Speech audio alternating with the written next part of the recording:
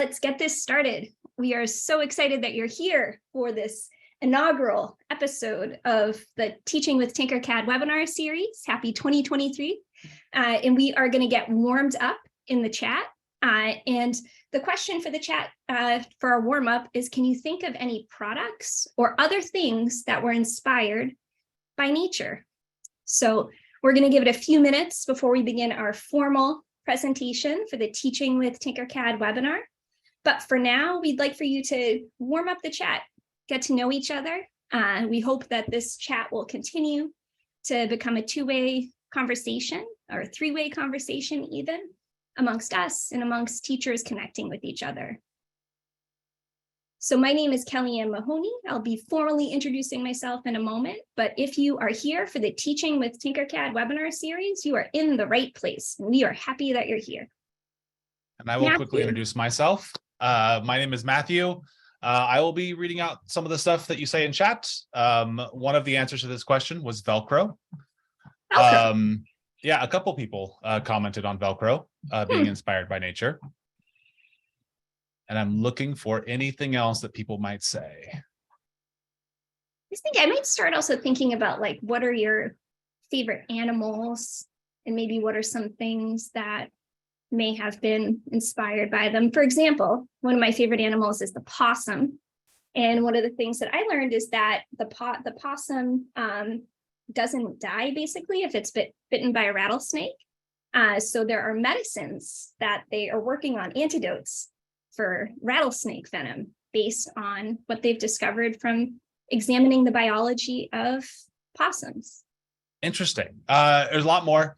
So reinforcements are inspired by nature's. Roots symbolize foundation, branches symbolize cantilevers, cameras inspired by the eye.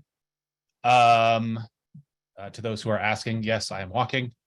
Camouflage clothing, textile design. Yeah.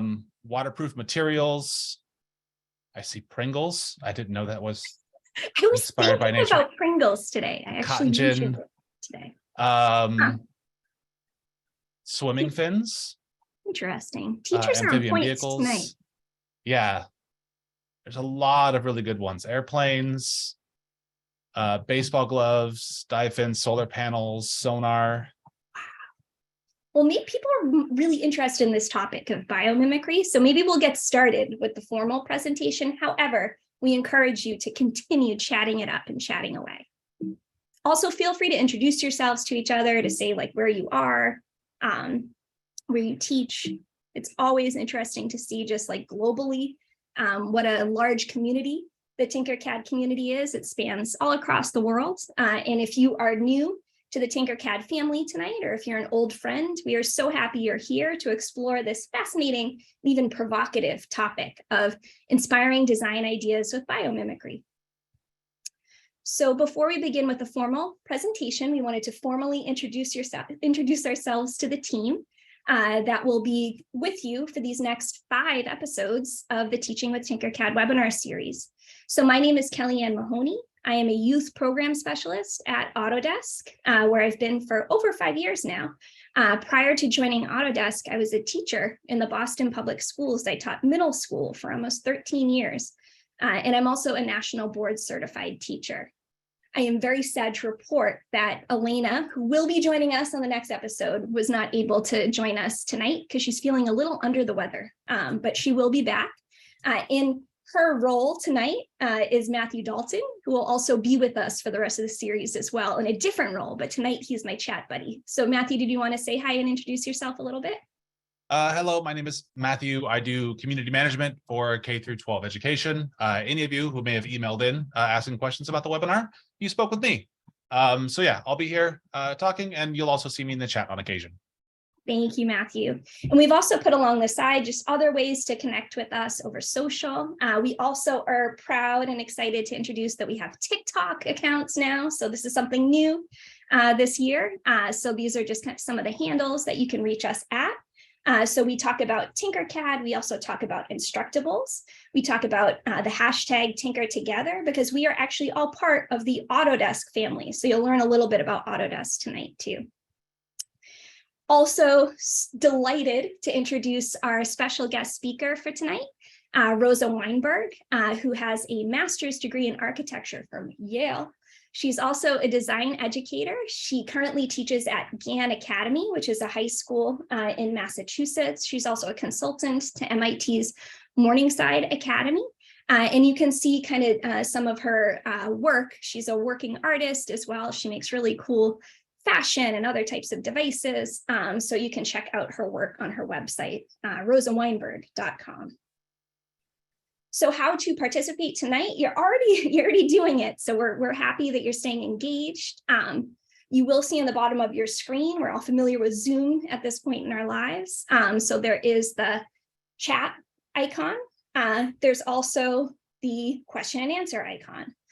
So one of the things that you should know is that there are, in addition to Matthew and I, there are a bunch of the extended Tinkercad education family that are here to answer your questions in real time. So if you have specific questions for the Tinkercad team, please use the question and answer for that so that you can get your question answered right away and it's easy for us to see. If you just kind of want to chat or share some ideas that Matthew can kind of share out, you can do that in the chat. So hopefully we are all good with how to participate.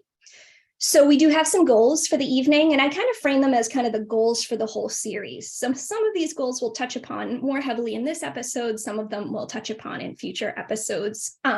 Definitely through Rosa's story tonight, we're going to hear about how she's integrated content from a variety of subject areas and grade levels into meaningful interdisciplinary design-based learning experiences. This series is also going to be about accessibility, so ways that you can create multiple on-ramps for your students to learn STEM skills, and also just to encourage them to make things that matter to them, and how Tinkercad is a way for you to make that learning and that connection relevant. We also are going to be thinking about the future of work and future skills that students can learn. We are going to be more focusing on that in our next episode, but definitely a little bit tonight. But in our next episode, you're going to be meeting some people who work in really interesting careers in STEM, particularly around advanced manufacturing.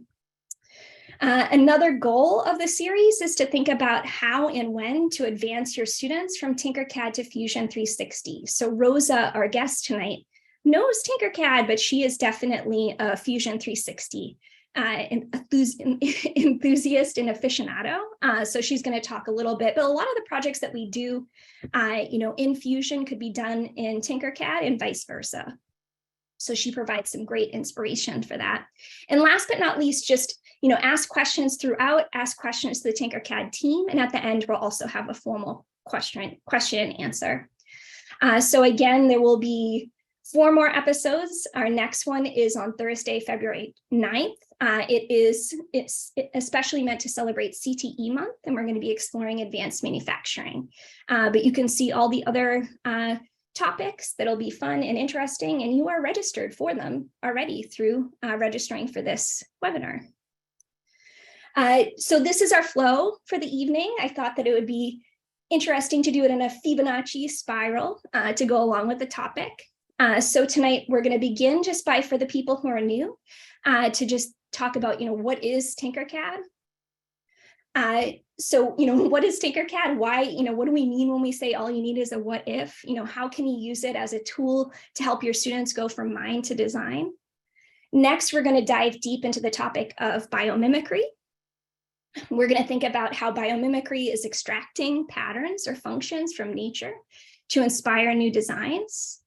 We're also going to introduce you to some interesting instructional resources that were created by our community of educators, including this really cool design from a student of Jose Antonio, who's a professor of design thinking at the UDEM High School in Monterrey, Mexico.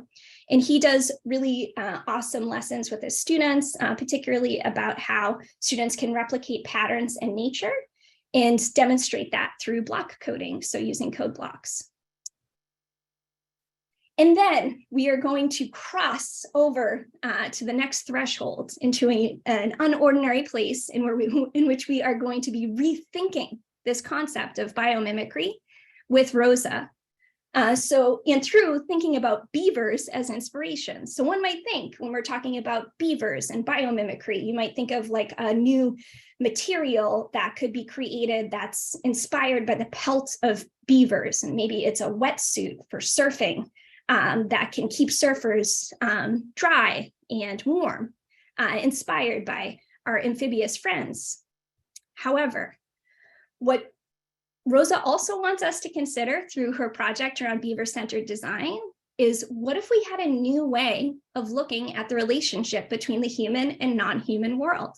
She wants to explore this concept of extracting from nature and to think about how we can think about nature in a new way.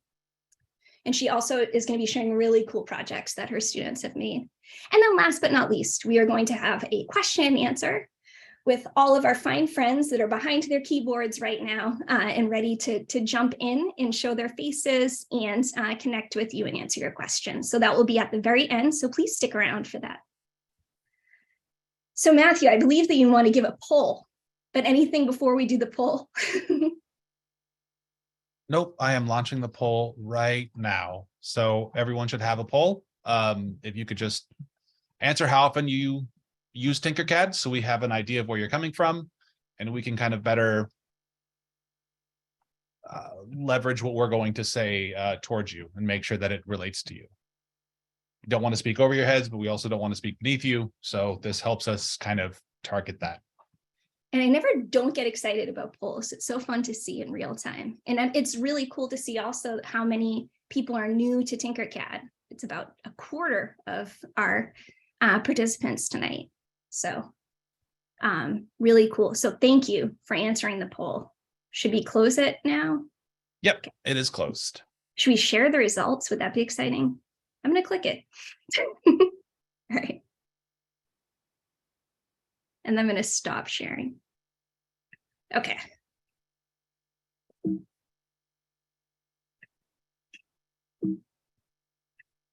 All right, so first section talking about what is Tinkercad. So this is what Tinkercad looks like if you've never seen it before.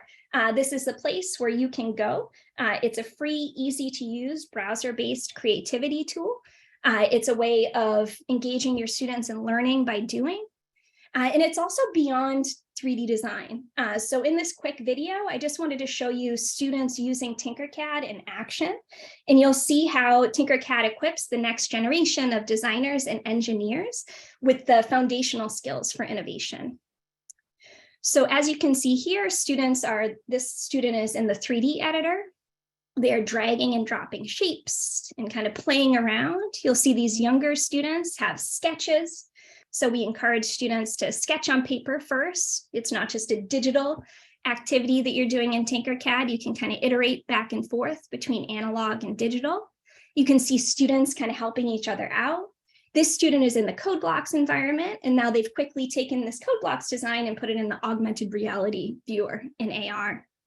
So you can see the circuits environment. Students were just using both circuits on Tinkercad, and they were also using, real, breadboards. And you can see students using calipers here and 3D printing some of the components that they are designing and kind of combining it with circuits. And you can see also just in this video how students are in the driver's seat and the teacher is able to just kind of sit back and enjoy what the students make.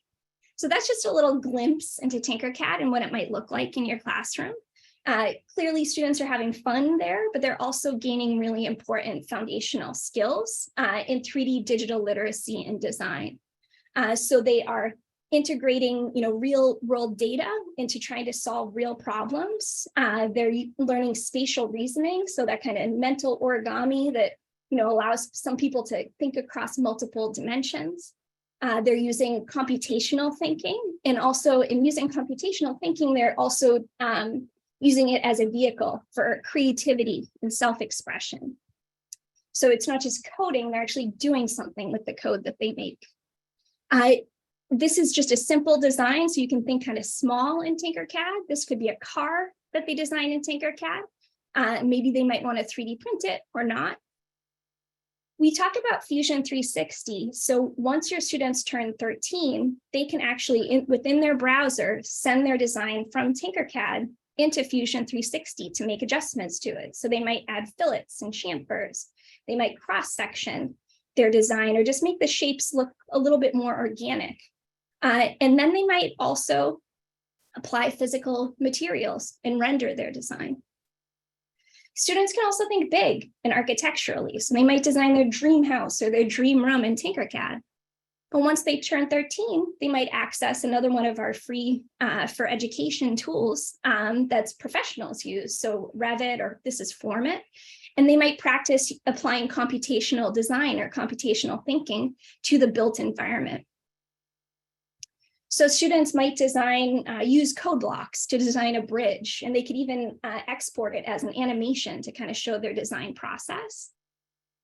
But then they might want to take their bridge and bring it into a more professional tool like InfraWorks that civil engineers use and place their bridge in a real life location and run a traffic simulation on it. But really at the heart of Tinkercad and why I love Tinkercad is, as someone who always really loved art, I even studied art in college. And as a teacher, I taught English, but I always tried to integrate the arts into what I taught. It's a real awesome way for you to be able to put the A in STEAM. So to think about how you can incorporate the arts into teaching STEM. So students can also level up within Tinkercad. For example, they might design a little character or an avatar in Tinkercad. That's actually one of our lesson plans. But then they might use the AR feature that you can access on an iPad and immerse themselves in their designs. And maybe if they love designing characters, once they turn 13, they might access Maya, which is another one of our professional tools. And they might take their character and think about how it moves and maybe learn about rigging, for example. So this is all part, so when we say Autodesk, all the things that we're talking about are part of the Autodesk family. And this is the page that you can go to, and I'm sure someone's sharing it in the chat right now, where you can learn about how teachers and educators, students, once they turn 13, can access these tools for free. There's about 60 of them. So moving on to Tinkercad is where it all begins. So as you can see here, this is Tinkercad. There's beautifully designed at the top of the page. You can see that there's a tab for resources, and teachers can find all types of places that they can go for help. And this is actually the lesson plans page on Tinkercad. So as you can see here, there are a variety of interesting plug and play, ready to go lesson plans for a variety of age levels. A lot of them are middle school. There's a couple high school, there's a couple elementary, but they're meant to be adaptable. So we actually do have one about biomimicry.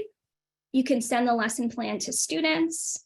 They are richly embedded with learning objectives, standards. This one addresses ISTE standards and looks like some next gen standards. They're embedded with resources like rubrics, there are PDFs that you can type into if there's worksheets in the lesson plan. They're all step-by-step. So if you click on, for example, this part, the step 1 Fibonacci sequence in this lesson plan, you can actually click on and download a PowerPoint. So it's like you can just put it up on your projector and you can just get started right away. So most of the lesson plans have some features like this, either slideshows or videos, lots of like handouts and worksheets. All of them have rubrics.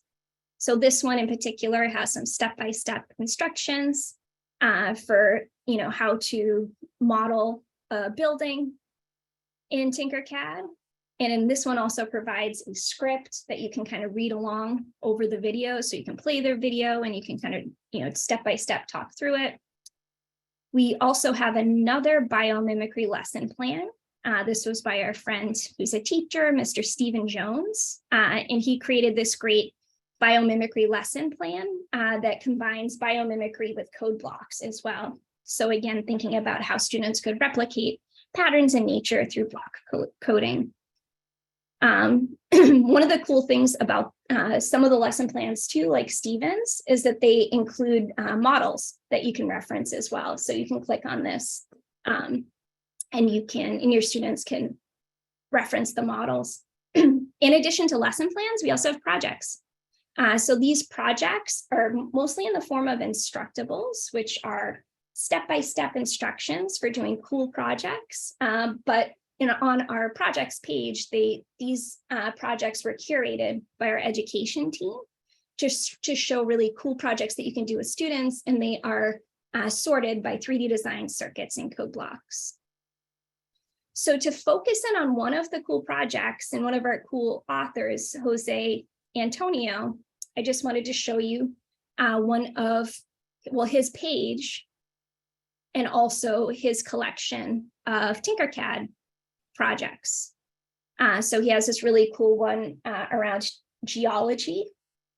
And this one shows how students can use code blocks to think about the shapes in geology. He also always includes, at least the ones that I've read, really great vocabulary as well.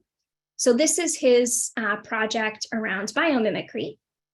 So Jose teaches high school. And he makes really cool, so he provides a lot of context and he makes really cool connections also between the study of biomimicry and also kind of computer science principles and concepts. You can see there he is right there. He talks a lot about like the strategy behind shapes and how shapes are oftentimes connected by patterns and symmetry. And he also includes designs that you can copy and tinker. So this is a starfish that he was designed to kind of teach about radial symmetry. And this is what it would look like in code blocks. So this is the code blocks environment. Just wanted to play around with the interface a little bit so that you can see how it works. If your students have used Scratch before, the blocks are very similar to the blocks that one would use in Scratch. You can see if they make a mistake, they can just drag it into the trash. They can play around with the interface, and you can see here that you can still touch the view cube and kind of change your camera control. You can run the code at different speeds. So this is his starfish, and I was like, that's strange. It has 8 legs.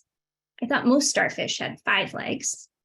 So I just took a look at his code, and I'm assuming that he has variables in it that can change. So I'm noticing down here, number of arms is labeled 8. You can also see some code comments in there too. And I'm going to change it to 5. And then I'm going to run the code again.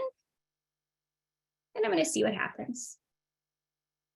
So that's one of the cool things about, like, for someone who I used to teach English. So, I can imagine that code blocks might be something that might be intimidating for someone who's using Tinkercad for the first time. But one of the cool things about using code blocks is there's a gallery with coded designs that you can remix. So this is just another great place to find resources. This is the Instructables teacher page. Hopefully someone will send a link. So before we move on to talking a little bit more about biomimicry and then getting into Rosa's presentation, we wanted to ask you a question for the chat. So what is a new skill or concept you're excited about introducing to your students this year? Anything generally happening in the chat, Matthew? There's a ton happening in the chat. And now answers are starting to pour. So 3D printing, coding, Raspberry Pi, code blocks, anything with elementary. Ooh, lots of code blocks in Tinkercad, Python, awesome. Robotics. Ooh, it's so fast I can't read it. I have to stop the chat. AR, VR, microbit, which you can also do in Tinkercad. Robotics, circuits, physics, loves to teach physics. 3D printing high school, Spiro attachments, character design, circuits and breadboards. There are so many, Kelly, and I can't keep up. And we will have an episode in April on robotics, and we definitely are going to work in circuits. What is it? Spoon carving. I thought you would appreciate that. It's very, very cool. I wonder out of what material. So we are going to have an episode on robotics. And also, as Matthew noted, at some point, we're going to work in circuits. So you can, in the circuits environment, you can create a simple circuit. You can learn how to program Arduino. We also have microbit built in, and you can connect the board to a variety of digital kind of components. But you can also see through the video that you can mix it up and use real life components as well. So thank you for staying engaged in the chat. This makes us very happy. I know that you as teachers like it when your students are engaged. So this is good stuff. So we're going to move on to biomimicry.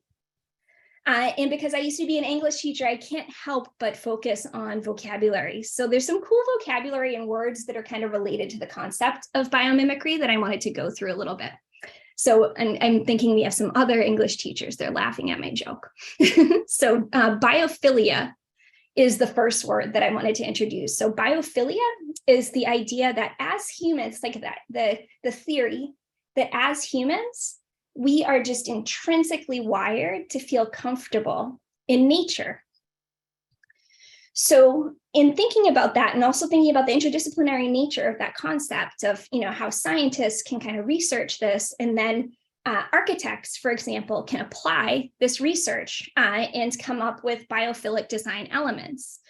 So researchers have discovered that when humans feel like they are immersed in nature, it reduces stress, it increases cognitive performance, it improves healing, it positively affects emotion and mood. And when I was reading this over, I was thinking about there are a lot of even within our lesson plans, we have redesigned classroom furniture. A lot of teachers also do lessons around redesigning your classroom. We also have design your dream room. So wouldn't it be cool to apply some of these design elements kind of as a checklist for students to kind of overlay some of those fun projects? So, one example of a biophilic design element is literally just having environmental features, like having plants and flowers indoors. Natural shapes and forms. So you can see this kind of cool chandelier that is inspired by the shape of a mushroom, or just the verticality of this. Looks like a library, kind of gives you the feeling, even with the lighting as well, that you are maybe in a nook in a forest. Restorative patterns and processes. So ways that we can incorporate the flow of water or wind chimes to kind of help people feel kind of grounded in their space and kind of thinking about patterns and processes in nature. Light and space. So just really thinking about when you're designing something, ways of accessing natural light. This also kind of gets into thinking about sustainability as well. Place-based relationships. So the idea that the interior of a building should reflect the exterior, so the setting around it. So for example, this classroom is in the desert in New Mexico, I believe, and the way that they even did kind of the decorative motif and kind of the stained glass is meant to kind of reflect what's happening outside in the desert. And this is another one I think about in classrooms that would be really nice, is just this idea of spaces for refuge. So little nooks and crannies where if someone is feeling overwhelmed, that they might be able to kind of hide away in, but they still feel connected to, the larger space. So again, it's a nice nifty little checklist that you could maybe provide your students to kind of overlay, one of these dream room designs or one of these classroom designs, or maybe they're designing an outdoor classroom. Next word, biomorphic. Biomorphic just basically means it's inspired by an organic shape. And in Tinkercad, as much as I love Tinkercad, students sometimes struggle with making organic shapes because the primitive shapes are prismatic. So one of the strategies that I use is my favorite shape in Tinkercad, which is the scribble tool. And I think about ways that I could create an organic shape using the scribble tool. So drawing in 2D and then extruding it and changing it up in the 3D editor. So this is how I made kind of a mollusk shape that I'll share again later. I also thought you might just want a quick demonstration of Tinkercad for people who are new. And another way that you can create organic shapes in Tinkercad is just to kind of take basic shapes and manipulate them. and combine them. So as you can see here, I'm starting with a sphere shape, and I'm going to make a cactus. And I could have just grabbed the toothpick from the Making at Home collection, but I decided to just use a sphere to make the spine of the cactus. So you can quickly change the color. So I'm changing it to white. Here I'm using the Align tool to center it. It's one of my favorite tools in Tinkercad. And then I'm clicking on this spine and I'm doing Control D, and I'm doing Smart Duplicate as well. So it's kind of repeating not just the shape itself, but also kind of the angle or the rotation in which I made the shape. So there I'm just duplicating the shape again and kind of doing the same thing. And then I'm getting aesthetic and artistic and thinking I want to change the color. So I know this is really quick, but I just wanted to show you just kind of the possibility of, what you can do really quickly in Tinkercad. So here I grouped it. That's why I turned red, and it's angry at me because I used too many shapes. So it's thinking, but I can still play around with it while it's red. And then you're just pushing and pulling the handles to change the size of the shape. You can hold down the shift in order to maintain the proportions. So that's just my quick little neat cactus design. So the last word is biomimicry. So in biomimicry, here's an example of a building that was inspired by biomimicry. It's called the Abalone House, and it was designed for real life. I replicated it in Tinkercad. So biomimicry is basically, again, you're extracting patterns and functions from nature and thinking about how to use them in new designs. But one of the misconceptions about biomimicry is that it's just about the form, that nature is beautiful and you're just kind of replicating the form. But it actually also has a lot to do with the engineering of nature. So for example, the Abalone House's roof imitates the geometry of a mollusk shell, not just in the beauty of its form, but also in its engineering. It's something that's really strong and light at the same time. Biomimicry, again, isn't just form. It can also be about materials. So the example of bioluminescence, which is like a really cool property of some underwater creatures and some plants and even mushrooms, the ability to kind of use chemical processes in order to emit light naturally. So how could a concept like bioluminescence be applied to product design? Here's an example by Mercedes-Benz. This was actually from like 10 years ago. There was a competition, it was an international competition for automotive makers in which they were asked to design the car of the future, but there are specific constraints that they had to follow. And one of them was that the car couldn't weigh more than 1,000 pounds. So Mercedes-Benz, in analyzing kind of things that were heavy in cars, one of them was headlights, and like the headlight assembly is super heavy. So in this biome car that they designed, they thought, well, we could use the property of bioluminescence to create the lighting, particularly the headlights in the car, in order to make it lighter. So other examples, how could we make a better glue or a better adhesive by analyzing the pattern and the stickiness of a gecko's foot? How could we improve the aerodynamic shape of a wind turbine by looking at the fin of a whale? Someone had mentioned textiles. So how can we look at the way that a spider assembles its web and then apply it to the textile industry in order to make textiles that are stronger and lighter and potentially even more sustainable?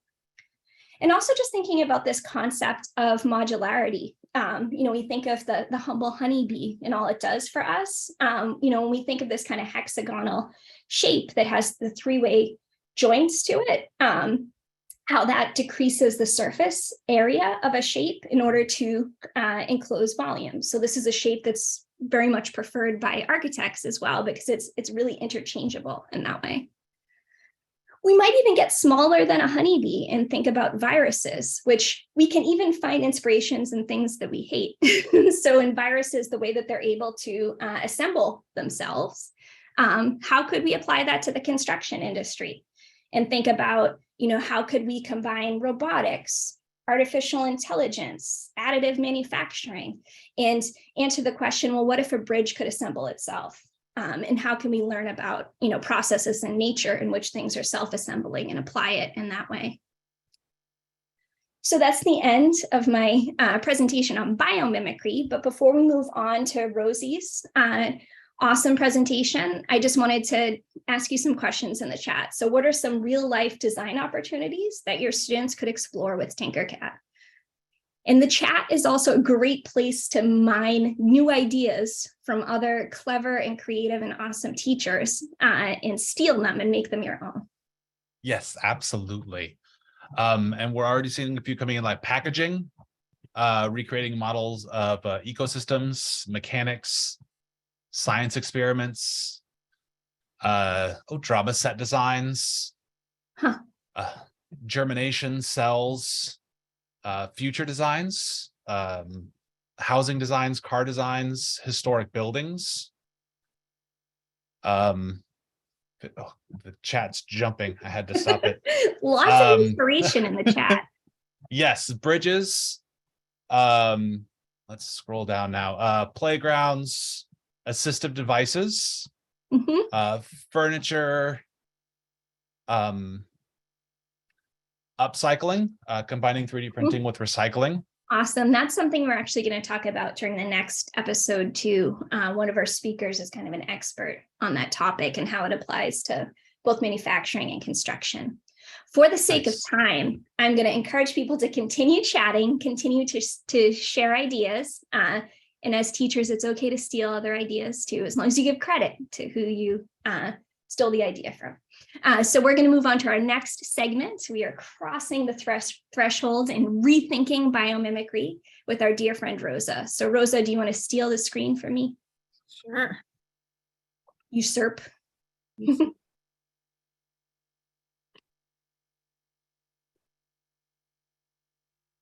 Oops, I am in the, everyone close your eyes. I'm in the middle of the I'm not in New Hampshire. All right. Hello, everyone. Kellyanne, thank you for that really awesome presentation. It's been really great to see everyone's ideas in the chat. So as Kellyanne mentioned, I'm going to be offering a little bit of a critique of biomimicry. I think there's a lot of valid stuff in biomimicry. I think it's a great approach. But I also think it's really interesting to think about rethinking our relationship with nature, which is often unidirectional, where we're often extracting from nature rather than collaborating with nature or giving back. So my journey with all of this started in 2018. I met a guy named Gabe Miller, and he worked at the San Diego Zoo. He was doing a one-year program at the Media Lab, and I had reached out to him because I wanted him to be an expert in a studio, in a class a design studio that I was teaching at a high school in Cambridge called New View Studio. And I wanted to teach it on biomimicry, but after talking to him, I decided to take a different approach. So Gabe had been at the zoo for many years, and a few years before, he'd been very deeply involved in having groups like New Balance or Sprint come to the zoo. And they came and they learned about the animals, and they took bio-inspiration from these animals. Sprint was really interested in making packaging from inspiration from an armadillo, for instance. And Gabe started to see that this was very unidirectional. This was still an extractive process where people were looking at nature and taking from it and using it for humans. And so he started thinking about different ways to approach this. And while he was at the Media Lab, he worked on a project on the left, which is an elephant's foot that you could wear as sort of a shoe. And you could come to understand how elephants, how sensitive their feet were and how you could start to sense how they sensed. The same with the device on the right, which he worked on later, which was a device to help you gain empathy for how bats interact with the world. And I ended up taking the same tact as he did, and I asked my students to come up with devices that would help them or other people gain empathy for different animals. So the device on the left helped, if you used it, it would help you think about what it felt like to get caught on a line if you were a fish. And the device on the right was meant to help you think about how it felt to be a dolphin in the water when there are sonic booms. The sort of disorienting disorienting nature of a rotating periscope. While I was at NewView, I taught a wide range of studios. I did a lot of work around design for the body. I was really interested in working on design for disability and did a number of projects on that with students. I also did a lot of work around fashion, and I did a number of studios where we worked with a dance company in New York City where students designed for dancers with disabilities. So let's get to the Beaver. How did we get to the Beaver? So one of the reasons I was interested in Gabe's approach is because I like to use design as a tool for investigation and for helping students to question the dominant ways that we interact with the world. Design is usually for humans. Even sustainable design usually considers humans first. And my own personal awakening around this came during the pandemic. So during the pandemic, I moved up to the woods of New Hampshire to some land my family has. And on this land, there's a swamp, and you can see the swamp in the center of the screen here. There's water often in the lower part of the swamp. There are two streams that come together, and they go over, the streams go under a road that you can see running east-west. And in the early spring, I started to notice that the swamp was getting a little bit more watery. The water level was rising, and in the early evening, we could see beavers sort of frolicking in the water. It was really beautiful to see. The land was coming alive, and you can even see the beaver lodge out there. I went and investigated and found this pretty wonderful beaver dam. And beyond dams, beavers also make canals, and they, as I said, make lodges. And the reason why they make canals, for instance, is that beavers are basically walking chicken tenders. They're very vulnerable on land. They're very delicious. And so they prefer to be in the water where they're as facile in the water as a fish. And so a beaver might build a canal to gain additional access to an ecosystem, and also to have a space where they can float a branch down the canal. So everything was fine. We had this wonderful little wetland with a dam, and the land really came alive. You can hear here some spring peepers. Even went out in a kayak once and really got to experience firsthand all the different noises in the wetland. And you could see into the water, you could see all these lilies starting to grow. So everything was great. I was happy. But then something happened. The beavers wanted to expand their ecosystem even more. And I don't blame them. They wanted to build a dam in a culvert. And now a culvert is, for beavers, a really great shortcut. We humans have made this dam that's, 95% great, and they just need to plug this little hole and we'll all be okay. And this is all well and good until the road floods. And this is not a picture of something that happened on this road, but this is something that can happen. And the road has flooded before. And in the past, my family has always called a trapper. And as you can see, as of, I guess, April 2012, we would have to pay the trapper $225 a year. And for every beaver he caught, another $225. It was expensive, and it was incredibly cruel because, contrary to what I was told as a child, the beavers were not live trapped. So during the pandemic, I had some time on my hands. I was teaching online, but I had the time to go down and complete the Sisyphusian task of clearing out the culvert every day. I didn't want the road to flood. If the road flooded, we would have to call the trapper. So I got a nice pair of boots from Tractor Supply. I went down to the culvert, and the first day I started to pull everything out. The water released, everything was good. That night, the beavers came back, and I believe they said to themselves, boy, we did not build that dam strong enough. So they built an even stronger dam inside the culvert, and I came down the next day and I started to pull things out, and I ended up dislocating my shoulder. And it thankfully popped right back in. But I was quite sore, and I realized I needed to come up with a different way of dealing with it. And so I started to come up with different thwarting devices. So different things that would keep the wildlife corridor open. It felt really important to me that beavers and other animals could still pass through that culvert. And I sort of slowly watched them take these different thwarting devices and integrate them into their dams to make them super dams.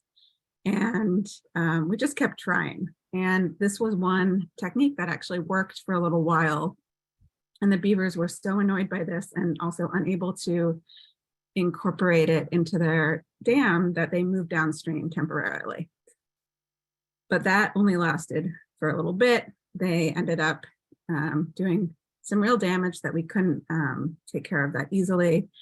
And we actually ended up having to get a tractor involved in this because they'd incorporated the wire so thoroughly into the sticks. During this time also, I started to film the beavers. I got a night vision camera that was activated by movement. And if you can see in this next video, this beaver is very talented. He just sort of flips the stick over his body. And then this is one of my favorites. This is just a midnight snack. I guess it's actually 5:41 in the morning, but he or she is having a nice little snack right there. So this was not working. I was not having a lot of luck. And so I reached out to the internet, and I found a guy in Oregon who was working on human beaver coexistence named Jacob Shockey. And he recommended a book called Eager, which had come out pretty recently. And chapter 3 of this book focused on New England. And it focused on two people who did work around human beaver coexistence. So the first person is a guy named Skip Lyle, who I ended up going to visit up in Vermont.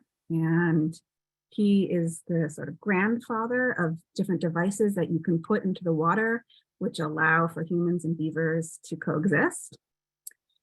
And I started to take some ideas that I learned about from other people. This is called a trapezoidal beaver fence. And I tried all different kinds of materials, and the beavers consistently got under it until I volunteered for a day with Skip Lyle's protege, Mike Callahan, and we had a really fun day working on a water leveling device. And the material that you see here that Mike Callahan has in his right hand is what I ended up using. And this material is sort of sturdy enough that the beavers couldn't get under the fence. And I also leveled up my outfit. I got some really nice waders. But this is the fence, and this is what the fence looks like today, a year and a half later. And in some ways, my direct story with beavers sort of stopped here, but I was really still interested in doing things around beavers. And I had the opportunity to teach a design class at Smith College. And I thought a project around beavers would be perfect because the study of beavers is so interdisciplinary. I thought students would have many ins into the project.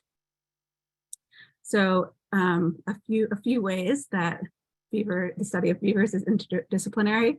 This is a beaver top hat. Beaver top hats were very popular in Europe from the late 16th to the mid 19th century. They were very expensive. They were warm. They were waterproof. They were often passed down from generation to generation as heirlooms. They were also responsible for the decimation of the Eurasian beaver, and then for the beginning of the decimation of the North American beaver. So trappers came to North America, and they began to extract large numbers of beavers from the country. By some estimates, there were 400 million beavers, and it went down to, a couple 100,000. I'm Nobody knows for sure how many we started with, but there was this was a big part of the fur trade.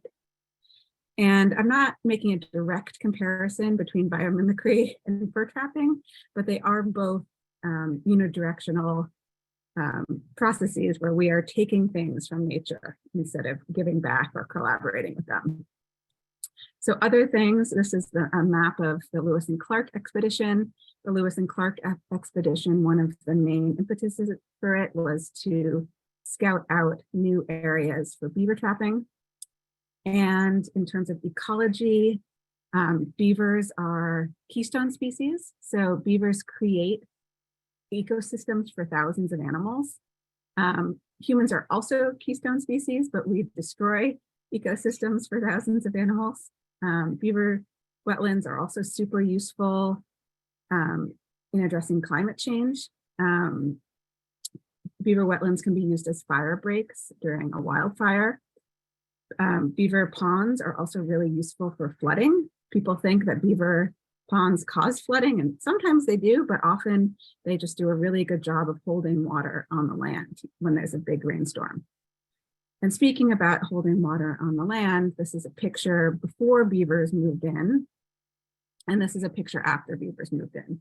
I'll just show you this again. It's almost the same picture, almost the same view. It's not 100% the same view, but you can see how incredible it is that a little beaver dam, probably a few of them that we can't see, did to the land. So I was at this point where I wanted to do a class at Smith on beavers, but I wasn't quite sure what my approach would be. And I was working on a project with my partner. We were building a bucket excavator, a pretty big Lego project. And I started thinking, what if beavers could use this bucket excavator to make a nice little canal? And this is a silly example, but it made me start thinking about, designing for beavers. And I had interacted with this human-centered design field guide. IDEO makes it. You can download it for free from their website. I'd used it for a couple of courses. And I started thinking, why not do a beaver-centered design project? And so I used some of the methodologies in the course, but in the field guide, but I adapted it for beavers. So we did things like observational research. We weren't able at this time to go actually observe because it was the beginning of the spring semester and beavers were still holed up in their lodges, not really coming out that much. But we watched a lot of videos. Students watched a lot of videos, very cute ones like the one in the middle, and more serious ones. There are also some terrible videos online of people doing terrible things to beavers. So don't watch those, but there's some really cute beavers on the internet too. We also did expert interviews. Students interviewed Jacob Shockey, who I mentioned earlier. Jacob spoke to us from an off-the-grid cabin in Oregon. And he got internet provided by Elon Musk, I think. And students also did a lot of reading. They read Braiding Sweetgrass, which is a pretty wonderful book. They read chapter 3 from Eager, and they had these pretty wonderful bibliographies. And the point of all this research was to come up with insight statements. And you might say to yourself, these are college students, can my high school students do this? And I'll talk about it in a little bit, but I did a very similar process with high school students this past fall. What's an insight statement? An insight is something you've learned that's surprising or counterintuitive or against a dominant narrative, or just plain interesting to you. And it's a really great seed for a design project. We also got feedback regularly. So students got feedback on those insights from Mike Callahan, and they came up with lots of ideas, and they made lots of really awesome cardboard prototypes. I have a cardboard tutorial that I can share along with some of the slides if people are interested. They also got feedback on their projects from an artist named Ian Ingram, who does really interesting robotics that interact with different animals. And then we went down to the wood shop, and students made their projects in the wood shop. And here are the 6 projects that came out of the studio. Students worked in teams of 2. This is one of the projects. It was meant to scare beavers away from a culvert. So beavers are naturally very afraid of the sound of a beaver tail slapping because that's their warning device. So these students harnessed that and created a device that would be sort of run by the water coming through a culvert. And intermittently, this tail slap would happen, which would hopefully scare beavers away so that they wouldn't fill up the culvert. This was a very cute project called Beavy, and the students were interested in creating a robot that would plant aspen trees. One of the reasons why beavers leave an ecosystem and go to a new one, which can be kind of hazardous to humans, not hazardous, but can cause new flooding in areas and be a nuisance when beavers move.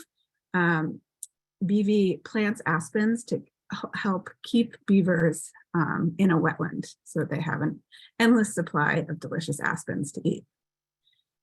So that was the Beaver Centered Design project. I am now going to talk very briefly about the project that I did in the fall, this past fall, with high school students at Gann Academy. We had chickens on campus, and I thought I could adapt the same methodology that I used for the beavers for these chickens. Chickens are also, the study of chickens also raises a lot of really interesting issues. We talked a lot about factory farming, for instance. We got to talk to the farmer who took care of the chickens on the campus. We did actual observational research. Students also watched, well, they didn't actually watch this, but this documentary about chickens trying to fly. And they came up with projects. This was a project that was about chicken flight. It was a playful, speculative project where students learned that chickens can't fly, and they wondered what would it be like for a chicken to experience flight. So they created this device that would hold a chicken and allow them to experience flight. And there were a number of different parts that they wanted to 3D print. And I usually use Fusion with high school students, but with Fusion, you have to fully figure out, I think, what you're going to make before you get into Fusion. So they do sketches like this, because Fusion is quite, requires a lot of input and information. And if you want to change things, that can be, it can be a little bit more difficult. But you can also use Tinkercad. Tinkercad is a great way to sort of try things out quickly and then move to Fusion once you've really figured things out. These were a couple of slides from that student's presentation. These were 3D printing failures, not Fusion failures. The 3D printer was having some issues, but these were the parts in Fusion that they ended up making. And then this was a picture of their final project. There's nothing, I just want to reiterate that there's nothing necessarily harmful about biomimicry. There's nothing wrong with keeping surfers warm. I do think it's worth thinking about other ways to design that serves all users and not just humans. And if you would like to, you can reach out to me at this email address. But thanks so much. Thank you so much, Rosa. I've taken away, this is like the second time I've heard this presentation, and I've taken away even more inspirational ideas. And one thing that I will note is this is recorded, so you can go back and watch the recording as well. So I'm going to usurp one thing. Screen. Yep. Well, Matthew? one thing that I want to say too, while you're observing the screen, Rosa, there were many people who posted an interest in those cardboard tutorials. So yes, please. And I think that Rosa is also reiterating the point that, you know, if you're using Tinkercad or if you're using Fusion with your students, it doesn't mean you're taking away like the tangible quality of it. You're iterating back and forth, you're sketching, you're working with physical materials. So just so inspirational. Thank you, Rosa. So in thinking about inspiration, our next chat question is, which animal inspires you to want to design or to use as a prompt for your students? I talked about the opossum, which is one of my favorite animals. They're super vulnerable in the winter. So that's like one thing that I'm thinking about. And they're in my environment. There's like 4 of them in my backyard who live there right now. So just thinking about, you know, what is something that maybe students could design to help possums in the winter? And there is a huge list of animals, from spiders to peacocks, giraffes, gorillas, raccoons, penguins, frogs, foxes. Younger students might think of dogs and cats, sloths, dragonflies, pandas, alligators, llamas, octopus, so many pangolins. And they keep one of going. the things that I loved about Rosa's presentation too is just thinking about ways that you can adapt this kind of concept and make it kind of local to your environment. There are people on this webinar right now that are from all over the world, so it's not surprising to hear of all the different animals from different locations too, and all of the really exciting interdisciplinary connections you can maybe make with other teachers as well. I do believe Matthew has another poll question, and we're going to move pretty quickly after this into the question and answer. But before we do that, Matthew, do you want to launch the poll? It is launched.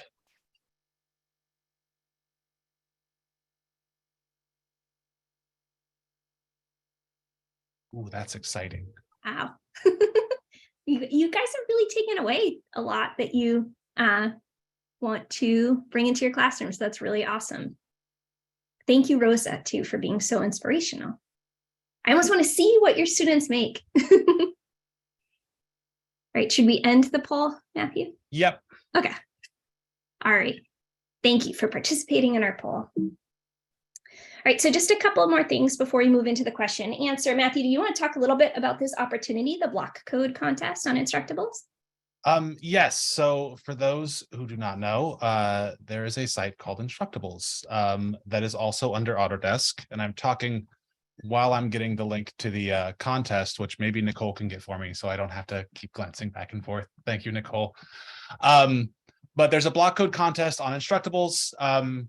If you would like to enter, anything that uses block code is eligible for the contest. So if you have students that are 13 and above, and you are a teacher, so you are also, I imagine, 13 and above, you can enter what you are making into this contest and you can win stuff for it. So the prizes, there's 21 prizes, start at $300 gift cards to Amazon, $500 gift cards for grand prizes. There's judges prizes for using Tinkercad, and you can use circuits and showcase using the block code with Arduinos or microbits, or you can use the block code editor and actually make 3D designs with block codes.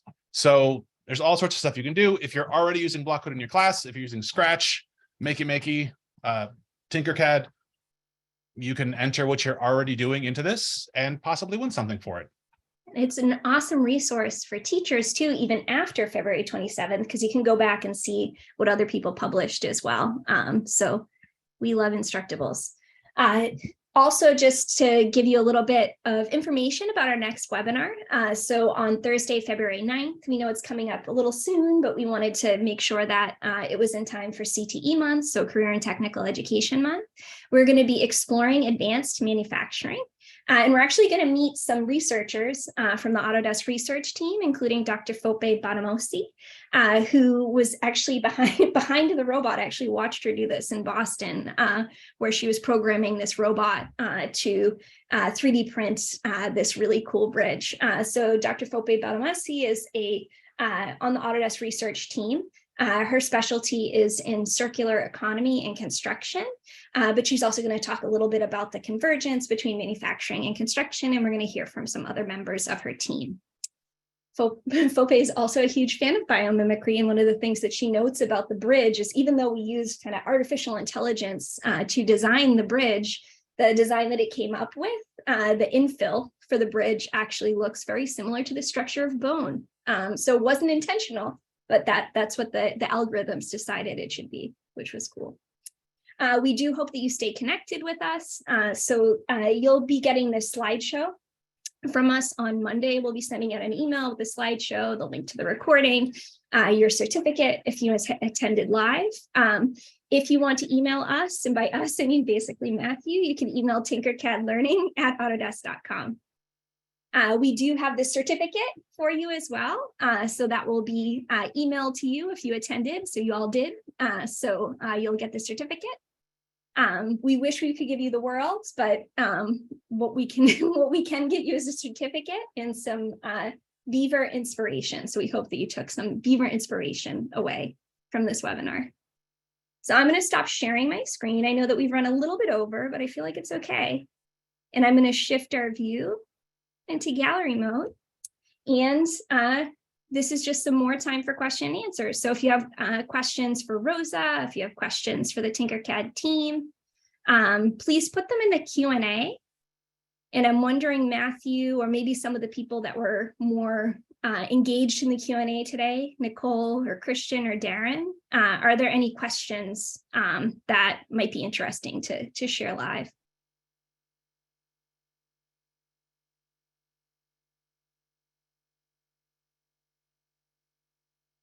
I saw a lot of questions about how to get into Fusion 360 and whether it's web-based. You can use Fusion 360 for free as an educator. And there was a link I posted in the answered questions. So you can follow that to qualify for an Autodesk education license, and you get all of the applications. It's not just Fusion 360. You can do AutoCAD, Maya, all that kind of stuff. Tinkercad's free. You don't need a license for it.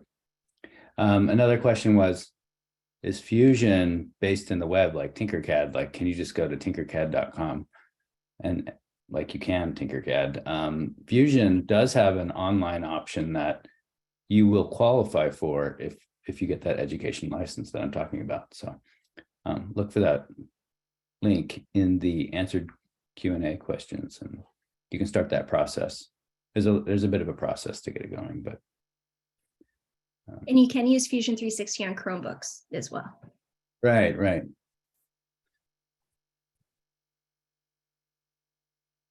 Any other questions? Let me think.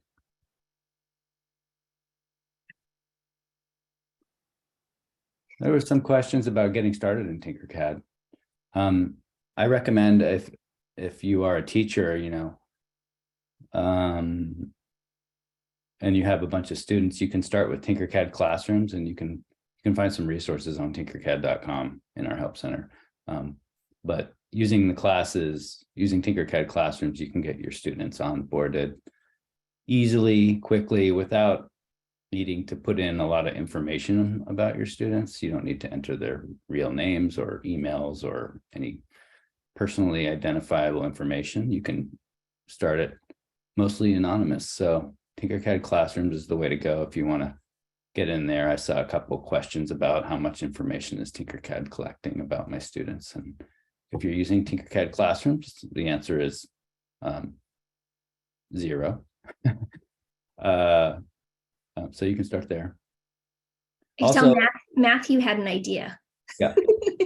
Oh, I was also going to say, if you're new to Tinkercad and you haven't been to the site that much, I would highly recommend looking at the top banner. There's a resources drop down that has a lot of good links in it. In addition to the lesson plans, there's a learning center that has some very nice in Tinkercad kind of like instructions on exactly how to do what you want to do. So it's really easy to kind of process and learn how it is. And there's also a project section that you can designate by grade level or by subject matter. And you can see different projects that other teachers, other educators are kind of putting together, and see if any of those speak to you and work with you in your classroom. I did see a lot of, yeah, that's a good resource. I think getting started, the lessons are right inside the editor, and you can follow the lessons right next to the instructions. That's a great place to start. I did see a question about, are we going to get this recording? And the answer is yes. I think a good answer is, well, we're going to send you the links to it, but if you don't see it, we have a YouTube channel where we have not only this one will go, but also all of the past ones, which Matt, you led a series of webinars earlier, late last year. And so you can catch up on all those and, you know, check out the topics and watch the ones you want to. And there'll be a playlist, but we'll send you the link to the playlist in the email with the slides and also your certificate because you're here live. Not to And make people feel bad that are watching this in a recording in the future. Yeah, and also a very sweet cardboard tutorial. And a sweet cardboard tutorial. I think that's it from the Q&A side. Those were the topics that stand out to me. Well, I just want to, I know this is school night, so we don't want to keep teachers up and awake. I know it's a school night for Rosa too, as well, but I just want to thank Rosa again for providing such awesome inspiration, cardboard tutorials, love for beavers and chickens and all life. So thank you for providing that inspiration, and also just to thank our extended Tinkercad team for being here tonight to answer all the questions. I just checked the Q&A and saw how many questions you answered. So super impressive there, and just so impressed with our participants tonight who stayed engaged throughout. And we hope to see you again soon in a couple weeks for our February episode on exploring careers in advanced manufacturing for CTE month. So we're going to sign off for now. Before we do that, maybe we can do an awkward wave. Oh yeah. Cheers. Nicole can catch it as like a GIF. I like what Christian does when he's like, he's pantomiming stuck inside the screen. I don't want to read. All right, guys.